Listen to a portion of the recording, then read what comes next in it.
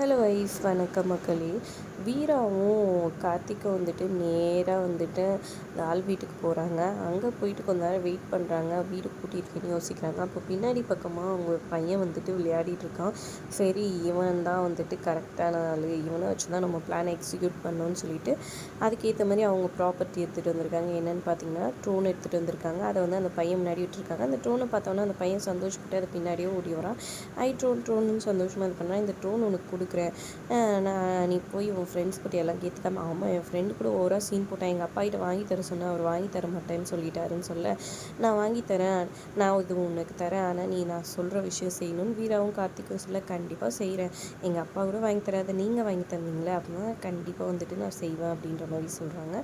அதை கேட்டவுடனே ஓகேன்ற மாதிரி இவங்களும் ஏதோ பிளான் பண்ணி அந்த பையனை கூட்டிகிட்டு போகிறாங்க. இன்னொரு பக்கம் இங்கே கோர்ட்டில் மாறன் ஒரு பக்கம் டென்ஷனாக வெயிட் பண்ணிட்டு இருக்காரு. விஜய் ஒரு பக்கம் வக்கீல்கிட்ட அவங்க என்ன வேணால் இது பண்ண பார்ப்பாங்க, நீங்கள் வந்துட்டு அதுக்கேற்ற மாதிரி சமாளிக்கணும்னு சொல்லிட்டு இருக்காங்க. அப்புறம் உள்ளே போனோடனே வந்துட்டு ஜட்ஜு விசாரிக்கிறாரு. இது ஏஐ வீடியோ சார்னு சொல்கிறாங்க. எப்படி சொல்கிறீங்கன்னு வக்கீல் வந்து போட்டு காமிக்கிறாரு. இப்போ வந்து எதிர்கட்சி வக்கீல் வந்துட்டு பாண்டியனை தூக்க போகிறேன்னு சொல்லி பேசுகிற மாதிரி வக்கீல், அதாவது ஜட்ஜே வந்துட்டு பாண்டியனை தூக்க போகிறேன், எங்கள் வீட்டு குழால் தண்ணி வரல அப்படின்னு சொல்லிட்டு அது சொல்கிற மாதிரி எல்லா மாதிரியும் வந்துட்டு எடுத்து வச்சுருக்காங்க. இதை பார்த்துட்டு ஜட்ஜு கதி கலங்கிட்டார். அப்புறம் வக்கீல் வந்து மன்னிப்பு கேட்குறாரு. இது வெறும் ஏஐ வீடியோ தான், இதே மாதிரி தான் வந்துட்டு ராகவன் பேசினதா சொல்கிறேன் அந்த வீடியோவுமே அப்படின்னு சொல்கிறாரு. அப்புறம் வந்துட்டு கொஞ்ச நேரம் பிரேக் விடுறாங்க. அந்த பிரேக்கில் வந்து விஜய் வந்துட்டு வக்கீல்கிட்ட பணத்தை கொடுத்து எப்படியாவது அதை சமாளி, அவன் வந்து உள்ளே போகணுன்ற மாதிரி சொல்லிடுறாங்க பணம் கொடுத்து. அப்புறம் வக்கீலும் ஏதேதோ வந்து பேசிகிட்டு இருக்கிறாரு.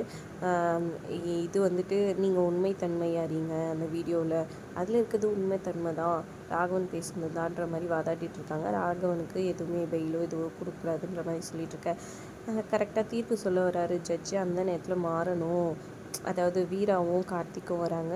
முக்கியமான ஆதாரம் இருக்குது அப்படின்ற மாதிரி சொல்லி காமிக்கிறாங்க. என்ன ஆதாரம்னு வீடியோவில் காமிச்சா பாண்டியனும் ராகவனும் ரோஸ்மேரிக்காக வந்துட்டு பாண்டியன் சண்டை போட்டது அந்த வீடியோ தான் காமிக்கிறாங்க. இது ஏற்கனவே பார்த்த வீடியோ தானேன்ற மாதிரி சொல்கிறாங்க. ஆமாங்க யுவர் ஆனர், ஆனால் இதுலேயே ஒரு ஆதாரம் இருக்குன்ற மாதிரி ட்விஸ்ட் வைக்கிறாங்க. வீரா என்ன ட்விஸ்ட்டாக இருக்கும் பொறுத்திருந்து பார்க்கலாம். இந்த வீடியோ உங்களுக்கு பிடிச்சிருந்தா லைக் பண்ணிக்கோங்க, நம்ம சேனலை சப்ஸ்கிரைப் பண்ணிக்கோங்க. தேங்க்ஸ் ஃபார் வாட்சிங் மக்களே.